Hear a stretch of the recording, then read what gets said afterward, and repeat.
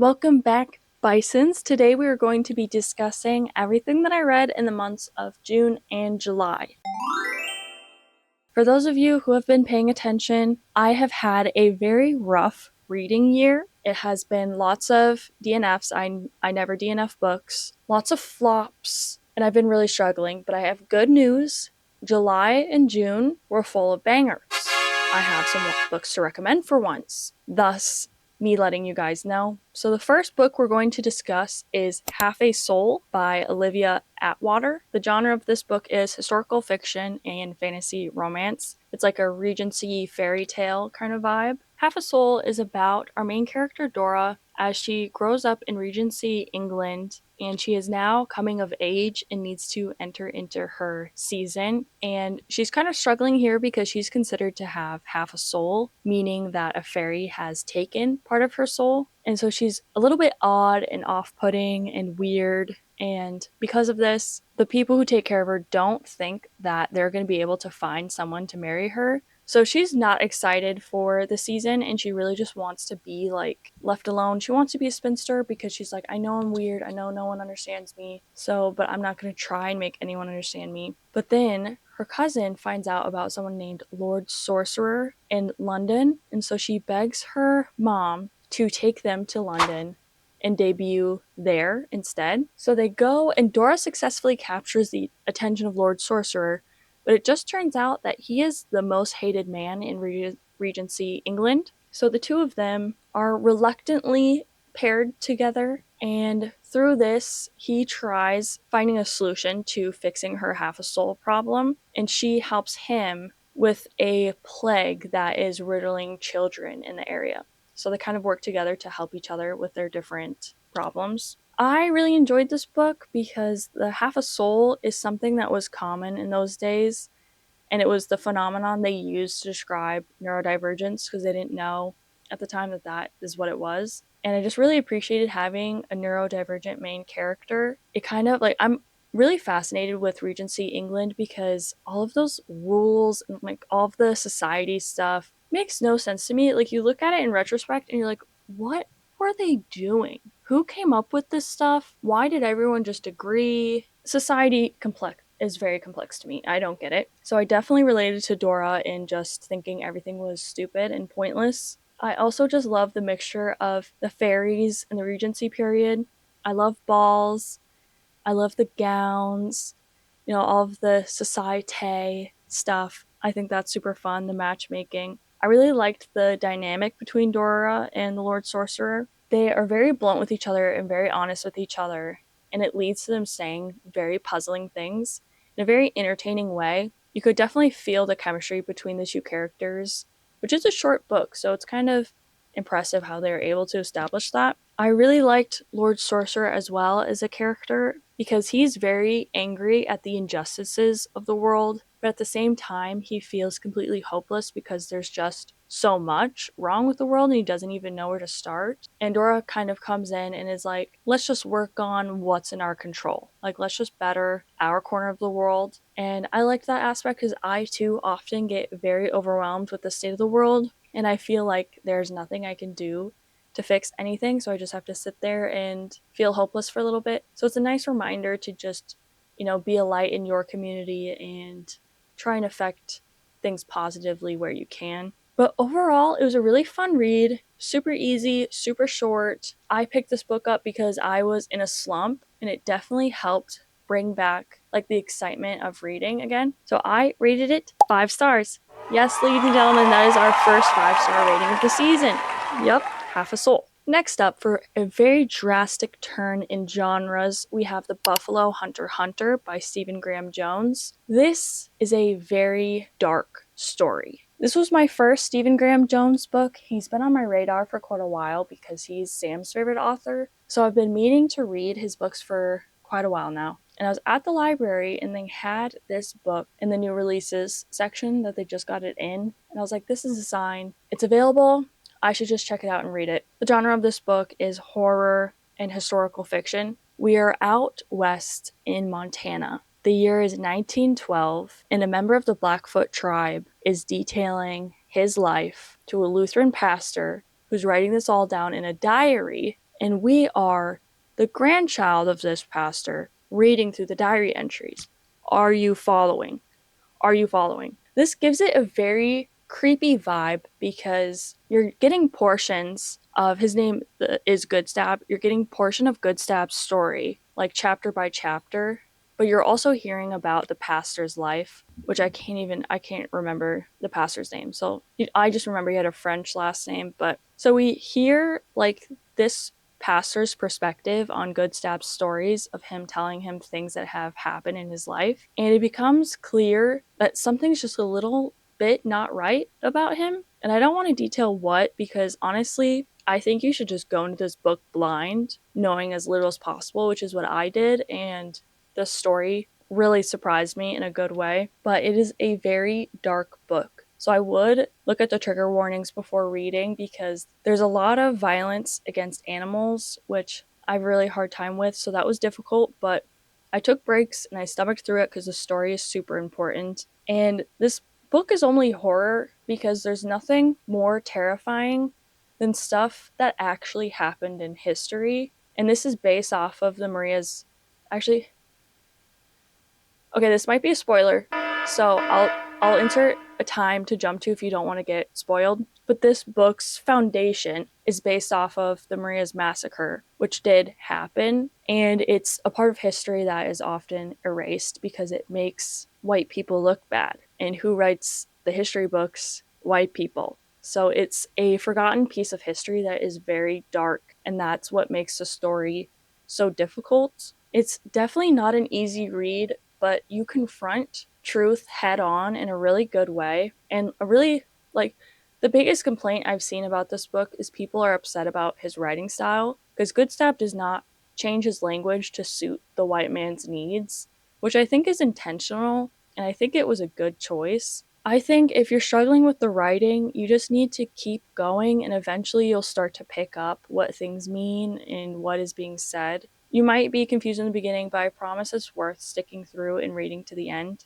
And as you might be able to tell by my username, I love bison, so you can imagine how sad I already am about the bison's history in America. And this obviously highlights the mass killing of bisons that happened in the West. And so that I was already sad about that to begin with, so it just made it even sadder, but it was like a good sad, it's like a sad that you have to face at some point in time. But I will also warn there's lots of blood. This is a very bloody book. I'm sensitive to blood, and I kind of had to skim some parts, but it wasn't terrible. I've definitely seen worse. But you might have guessed it, this was also a 5-star book for me.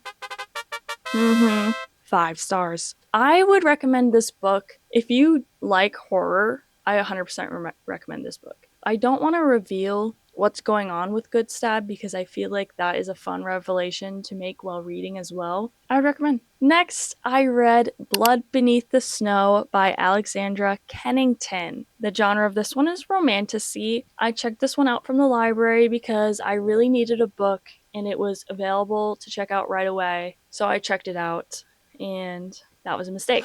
In this book, we follow Revna, who's a part of a royal family, except she's the only family member to not have a magical ability. So she is like an outcast, she's looked down upon, and she's just not accepted in her country's society because she doesn't have magic. And then for some reason, it's never really explained, they have something called the bloodshed trials, where just at some point, all of the siblings, well, I guess all of the children of the king fight to the death, and then whoever wins kills who's in charge and then becomes king or queen.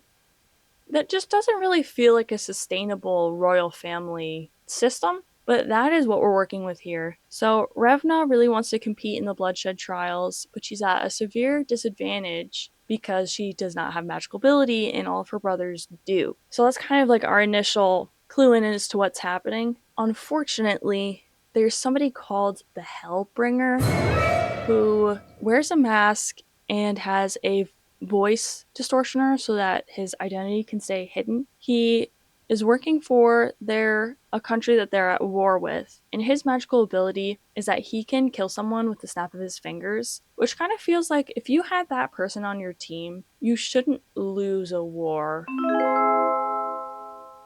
Like, that feels like a useful enough magic that you would just kind of win. But unfortunately, everyone in the royal family in her country just wants to find Hellbringer and kill him. What actually ends up happening is Hellbringer kidnaps Revna, and we get 100 pages of training montages between Hellbringer and Revna.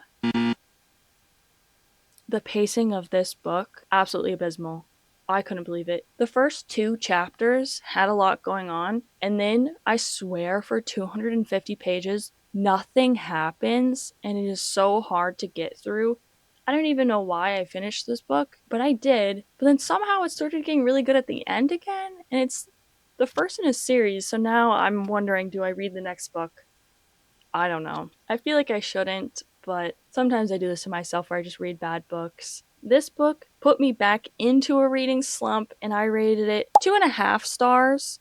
The half star was having a good ending, and the other stars were, I don't know. I guess I finished it, so 2.5 stars. The next, I went on a little bender here trying to find something to get me out of my slump, and I read the first 3 books in the Natural series by Jennifer Lynn Barnes, that being The Naturals, Killer Instinct, and All In. This is basically Criminal Minds fan fiction for teens. The genre is like young adult mystery thriller, and the premise is that our main girl Cassie is really good at reading people. Like, she can figure out their whole story by just watching them. So she gets recruited by the FBI to join the secret unit of exceptional teens that all have different abilities. Like, one can detect lies, one can read emotions on a face and like be able to tell people's true intentions, and another just has the spatial intelligence of like just amazing spatial intelligence that she can just recreate crime scenes and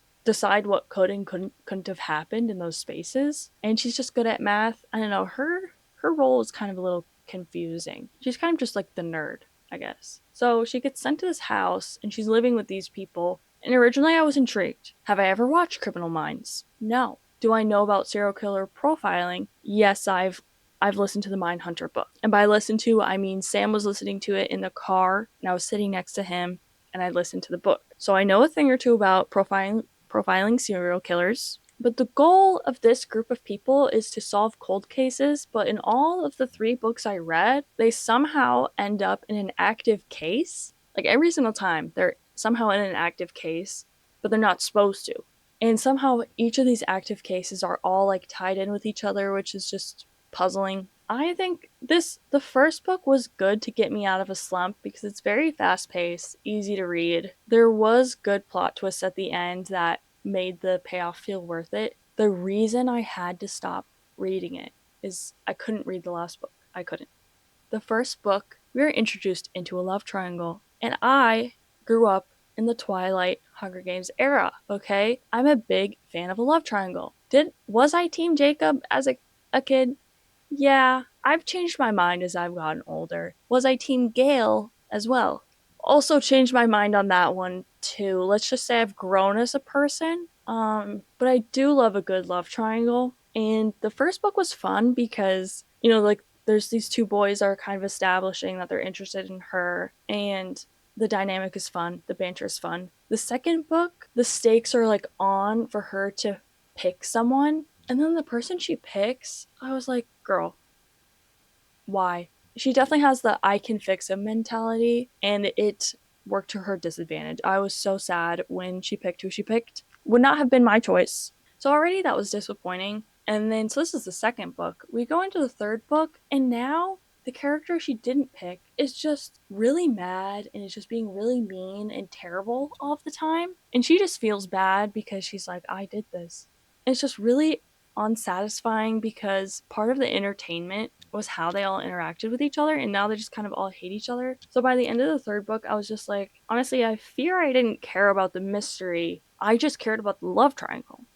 So I didn't read the fourth book, but I rated them as follows. The Naturals, I gave 4 stars. Killer Instinct, I gave 3.5. All In, I gave 3 stars. So you can see as the love dwindled, so did my appreciation of the books. That was the Naturals series. Next, we have Sunrise on the Reaping by Suzanne Collins. Did I go to the midnight release of this book at Barnes & Noble? I did. Did I not read the book until June? I did. Why? go to a midnight release party if you're not going to read it right away for the vibes. It was fun. We played like trivia, we had a scavenger hunt. It was a good time. So if you didn't already know, this is a prequel to the Hunger Games trilogy, like I mentioned earlier. The genre is dystopian YA, and in this book we follow Haymitch's Hunger Games. He is in the 50th game, so this is the second quarter quell, and they have double the contestants in the games that they normally have, so there's 48 total kids. When I first read through it, my thought was, didn't really like the pacing in the first third. It kind of slogged a little bit. And then once we're kind of getting to know the District 12 tributes, I enjoyed my time because I appreciated learning about other people in District 12, what their lives were like, what they're going through. And then once the games began, I really started getting invested. I started really appreciating different like tributes in the games. And I also liked the element of what Haymitch's goal was in the games. I guess I didn't see that coming, or I wasn't anticipating that storyline. And I do think like the message of propaganda in the book is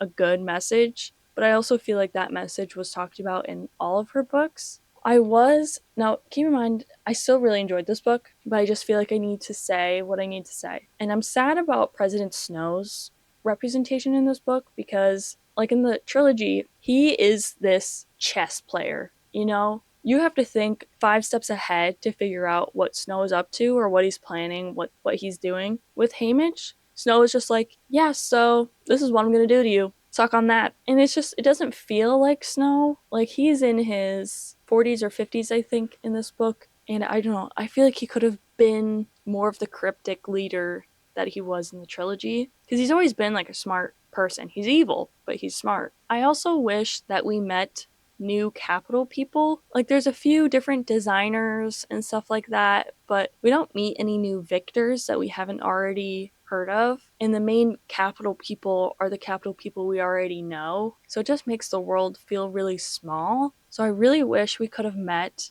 different victors and maybe have gotten some different personalities in the capital. I don't know. That was a little lackluster. I do like, though, how this builds on how the Mockingjay imagery just haunts Snow his whole life. I love when someone evil cannot escape something and they're constantly reminded of why they suck. I do enjoy that. A lot of people were saying this is just fan fiction. I fear they're kind of right. But I mean, if you love the series, you're probably going to love the book. I just don't think that Sunrise on the Reaping is meant for people who weren't already invested in the series. And I think that's okay. Sometimes the author can just feed the audience. It's not that crazy. So I feel like people are being just a little too harsh about that. Like, what else did you expect? Another thing I found to be unbelievable is in the Hunger Games, quite a few tributes are killed because they're directly targeted by mutts. Like, these mutts are only going after them because of their scent, and it's because they did something to defy the Capitol, and so the mutts were sent on them. Haymitch the entire time is doing stuff to defy the Capitol, and the mutts are never once sent on him. It just seems like it would have been the logical step for Snow or the game makers to just kill Haymitch in the games because he was such a problem, like leading up to them for the Capitol. Despite my critiques, I still rated it 4 stars because I love the franchise and I'm really excited for the movie. The casting looks amazing. If you haven't already checked out the casting, you've got to look it up. It's so good. They did such a great job. Ellie Fanning as Effie Trinket. That was a good match. Next, we have Blood Over Brighthaven by M.L. Wong. This is fantasy/dark academia vibes. I thought about making just a whole video on this book, but I felt like I was not adequate, I just feel like there's people out there that could talk about this way better than I could, so I should just save my breath. But I'll give it my best shot. So we have our main character, Skiana. I think that's how you say it. Don't know. And she is an academic girly. She spent her whole life trying to get into this high magistry, which is like the top level of their magic school. The issue is she lives in a severely patriarchal society, so they don't let women into the school. They like pretend to nominate a woman to test for it for appearances, but the woman never actually gets into the school. But she's determined. She's like, I've done the work. I will be the first woman in this school. Turns out she makes it into the school. Not surprising, we wouldn't really have a story if she didn't. But when she shows up for her first day of work, she's supposed to be assigned a lab assistant, but the other people who she is now working with are mad that a woman has joined, and so they give her a janitor to be the lab assistant. And she is like, you know what? I'm going to use this and clown them with it. So she goes, sure, I'll take the janitor. And the janitor does become her lab assistant,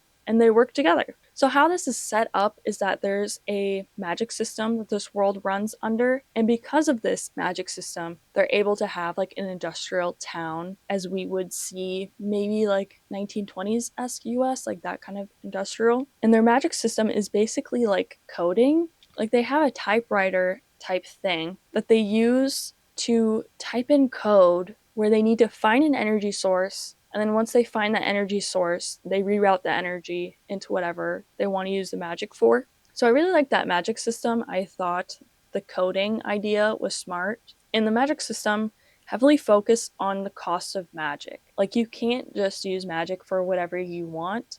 It comes with a cost. Like you need energy to form whatever spell you want. You can't just conjure something up without something being lost, which I like in magic systems. I think it's really unrealistic in fantasy to be able to do magic and it doesn't take from anything, because you just can benefit the world without negatively impacting anything. But this is a standalone fantasy. There are so many themes in this book. It talks about legacy, family, love, vengeance, sacrifice, religion, prejudice, colonialism, gender injustice. It is insane how this author was able to touch on all of these themes so well with just one book. I had read some reviews before I started reading it, and I was like, there's no way. There's no way. Also, sometimes I can get annoyed when books are about like gender injustice and it's just repetitive of women can't do it, but the woman did it. Yay! Like it's just such a surface level understanding of what it's like. And this book genuinely felt so real. Like I felt her frustration. I've experienced it. I've experienced the instances that she's experiencing. Like it's all things that are based in life. And I forgot to mention this last little bit. So her and her lab assistant together, they uncover an ancient secret that changes the way they view their town forever and is about to get them killed. So that's kind of the stress of the situation. I loved the dynamic of her with her lab assistant, because her lab assistant is from a country outside of this main town called Turan. And so he comes in with a bunch of knowledge of the world that she doesn't have because she's always lived in Turan. And because of their unique perspectives and their different experiences, they're able to uncover the secret that no one else could uncover to the level that they had. And I really like how the story focused on that. I rated this 5 stars. 5 stars. It wasn't as easy of a read as Sunrise on the Reaping or Half a Soul, but it wasn't as hard of a read as The Buffalo Hunter. If you are a fantasy reader and you just like fantasy in general and you haven't read this book, make it your next book. This is definitely going down in the fantasy classics. It will be. Mark my words. Next up, I read Spiral by Bal Cabra. This, I didn't realize at the time because I bought it from a bookstore, is actually the second book in the Off the Ice series. The first one is Collide. I did not realize this before going in, but it didn't seem at the time, it didn't seem like you needed to read the first book to fully appreciate the second book. After I finished it, I would definitely recommend reading them in order. All of the characters you kind of were supposed to have known already from the first book. The world establishment you should have already known by the first book. And so I felt like I was kind of missing some things when I was reading it. So if you do want to read this book, read Collide first. So this book is a sports romance. Our male character is Elias. He's a hockey player for the Toronto Thunder. He is struggling because he can't score a goal. He's been recruited to his professional team, and he's not living up to the standard he was playing in college. Plus, the press loves him because they think he's a playboy, so they keep like running tabloids and articles about how he has this like bad reputation. So he's getting really bogged down by just not being able to score a goal and only being known as this guy who just gets with a ton of girls. So that's Elias's struggle. Next, we have Sage, who's a ballerina who wants to go pro and join a ballet company. But as soon as she auditions for a ballet company, they immediately shoot her down because but like you don't have any social media presence, you're not known at all, you're kind of just a nobody. So you'll never get a major spot on any team if you aren't like if you don't already have some kind of background. And so she's just kind of frustrated because she's got like 40 Instagram followers in a dream. And so she's kind of realizing that she's screwed a little bit. Well, they end up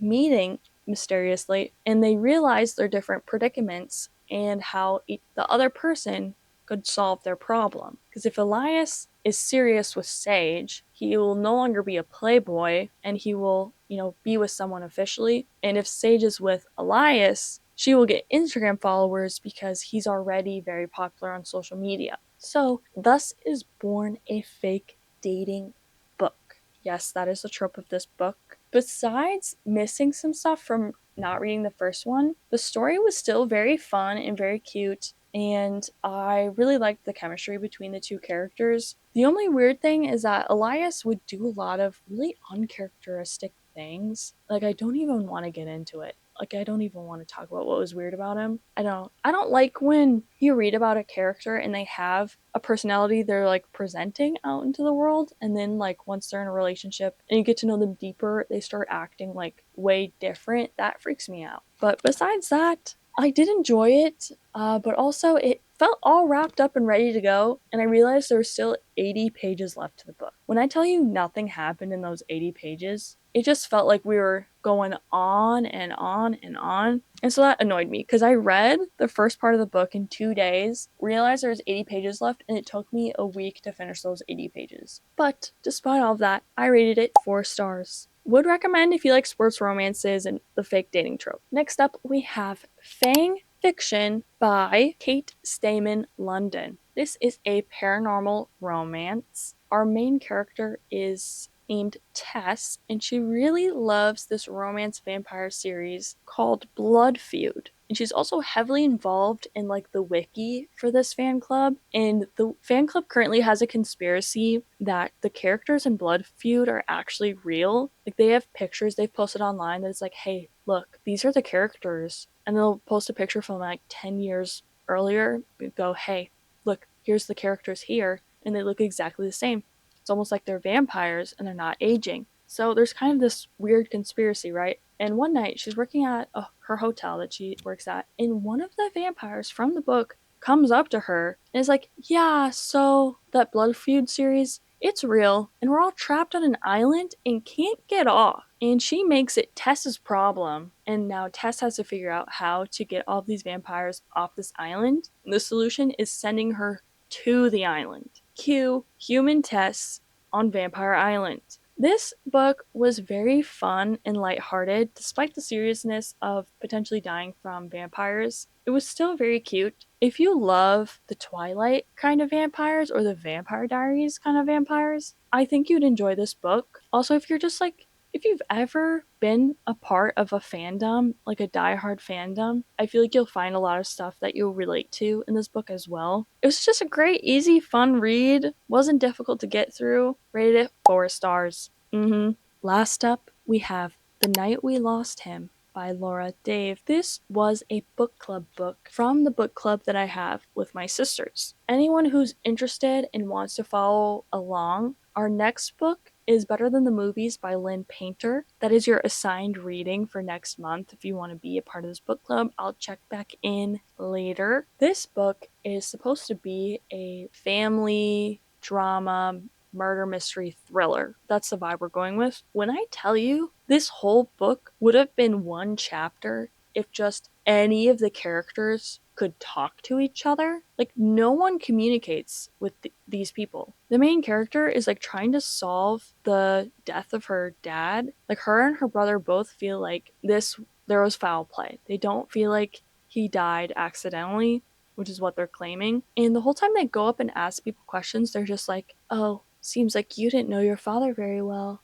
And then just like walk away and don't answer the question. Also, I feel like we were supposed to really care about her father's life because we get like flashbacks to his time, like from like high school to present day. I don't care about him. Why would I? You know what I'm saying? Like, the book's not about his life. The book is about who murdered him.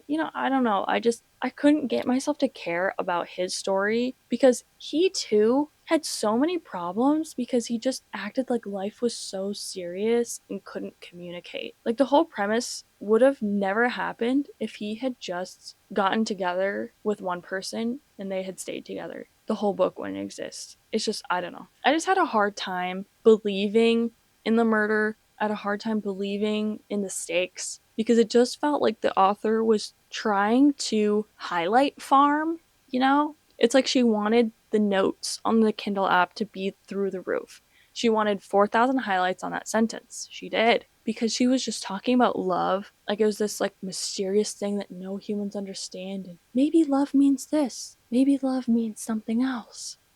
It's like it's not that serious. Like sometimes it's just not that deep. So I was not a fan of this book. I don't think I would recommend it to anyone because I think there are just a lot better murder mystery thrillers out there. My sister does say that her other books are better. So I mean, if you still want to give her a shot for different like thriller vibes, I believe her other books are better. I rated it 2 stars, but honestly, it's maybe a 1 star. I definitely would have DNF'd it if it wasn't a book club book. The writing still wasn't bad. The plot was bad. The plot just felt bad. So yeah, 1.5, maybe 2 stars. That's everything I read in the months of June and July. I hope you guys enjoyed. Did any of these books sound interesting to you? Are you adding them to your TBR? Do you utilize your local library? If so, how many things do you have out on loan right now? Be honest. But I'm currently working on another book video, so I'm really excited to show you guys that one. Yeah, if you ever have any books you would like to recommend to me, I will take your recommendations. I won't promise I'll read them because if I read the summary and I think it sounds stupid, I won't read it. But I will listen at least once to your recommendations. Thank you all for watching. Don't forget to like, comment, and subscribe. And feel free to join the herd. Thanks, guys.